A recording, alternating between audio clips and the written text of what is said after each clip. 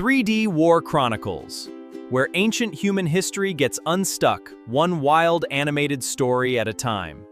Everyone thinks Russia has a terrifying, unstoppable tank army. The truth is, because yes, Russia technically has more tanks than the next 10 countries combined. That sentence is real. That sentence is something military analysts write in reports with straight faces.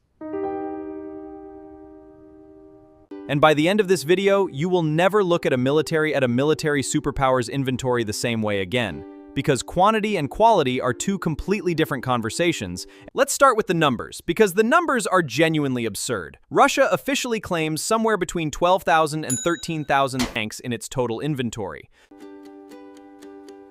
The United States, for comparison, China, which is not exactly a small country with a tiny defense budget, China 500.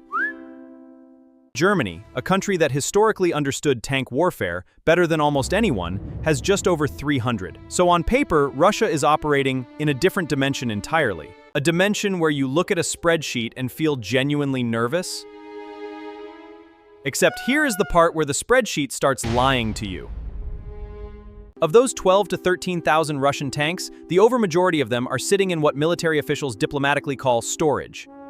Less diplomatically, they are sitting in fields. Open fields, sometimes under tarps. Sometimes not even under tarps. There are satellite images, publicly available satellite images, that anyone can look at on a Tuesday afternoon, showing rows and rows of Russian tanks parked in the Siberian wilderness. Some of them have been there since the Soviet Union collapsed. Some of them have trees growing through them. Actual trees. The tank has become a garden. Russia inherited the Soviet military-industrial machine, which was extraordinary at producing tanks and considerably less focused on storing, maintaining, or updating them. The Soviet Union built tanks the way a hoarder buys appliances. Sure, you have 30 toasters, but do any of them work? Do you know where they are? The tank that built Russia's reputation was the T-72. It entered service in 1971. That is not a typo. 1971, the year before The Godfather came out. And Russia has thousands of them. Upgraded versions, sure, but the underlying platform is older than the concept of a personal computer. The T-72 was genuinely impressive when it debuted. It was fast, relatively light for its class, and mass-producible in enormous quantities, which was exactly what the Soviet doctrine demanded. Soviet military strategy was built around the idea of flooding a battlefield with so many armored vehicles that attrition alone would win the war. More tanks than the enemy could possibly destroy. It is a strategy that works until it suddenly, catastrophically doesn't. Russia's flagship modern tank, the one they actually brag about at defense expos and park at victory parades, is the T-14 Armata.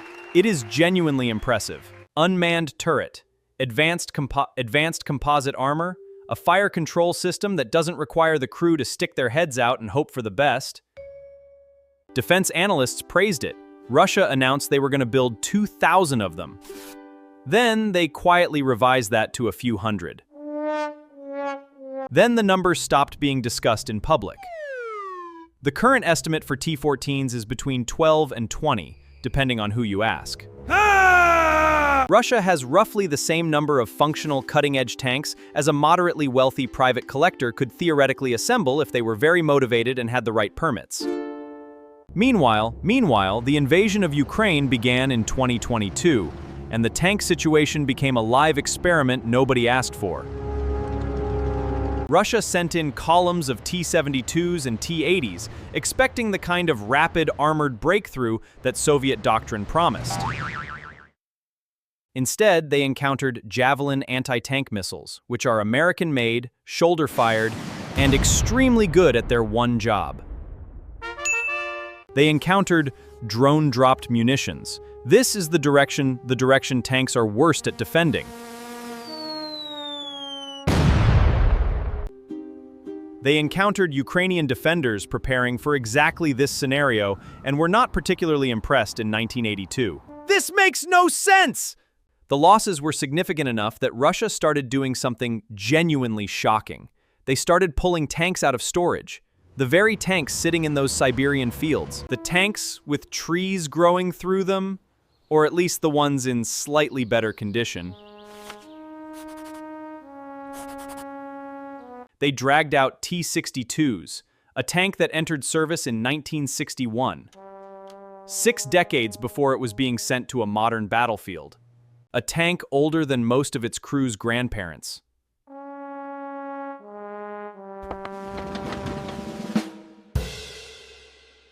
Defense watchers published photos of these vehicles being loaded onto trains and heading toward Ukraine, and the comment sections contained phrases that generally conveyed disbelief.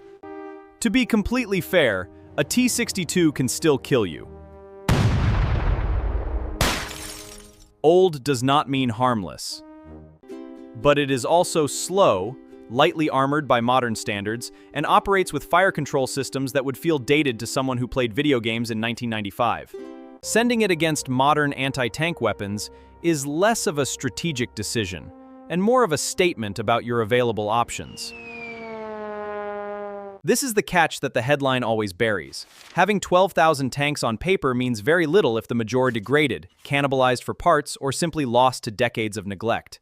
And Russia's maintenance culture, inherited from the Soviet system, had a specific and well-documented problem. Units were often credited with having equipment that had already been crimped for parts to keep other units running. Commanders reported what they were supposed to have, not what they actually had, because the alternative was a difficult conversation with someone who had more stars on their shoulder.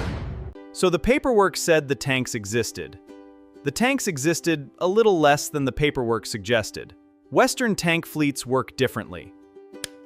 The United States actively destroys old tanks it no longer needs, rather than storing them, because storage is expensive and a properly maintained smaller fleet is more useful than a mass. Germany's tank numbers look embarrassing on a spreadsheet, until you realize that nearly all of them are operational, regularly maintained, and crewed by people who train on them consistently.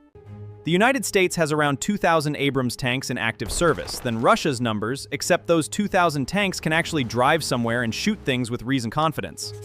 There is also the question of what tanks are for now, which is a topic that military theorists have been loudly arguing about since at least the 1980s and have not resolved. The tank was designed for a specific kind of warfare: open ground, armored breakthroughs, exploiting gaps in enemy lines. It is considerably less useful in cities, where corners are a problem, and someone with a rocket-propelled grenade can ruin your whole day from a second-floor window. Against precision air power, it really struggles against cheap commercial drones modified to drop hand grenades, which has become a documented battlefield reality and which no tank designer in 1970. None of this means tanks are useless. That conclusion would be too clean, and warfare is not clean. Tanks still provide fire support. They have a psychological impact. They project force. Infantry alone cannot do this. Countries are not getting rid of them. But the tank that dominates a parade and the tank that wins a modern conflict are increasing conversations, and Russia built its identity around having an incomprehensible number of the first kind. The deeper absurdity here is that Russia's tank stockpile became a symbol of military power, largely because it was enormous. And enormous was a category that was easy to measure. 12,000 tanks is a number that appears in threat assessments and makes defense budget committees nervous. 12,000 tanks, minus the ones that are immobile, minus the ones that have been stripped for parts, minus the ones crewed by undertrained personnel, with inadequate logistic support is a significantly different number that is harder to photograph and therefore easier to ignore. Military power is like a lot of impressive-sounding things. The headline figure exists.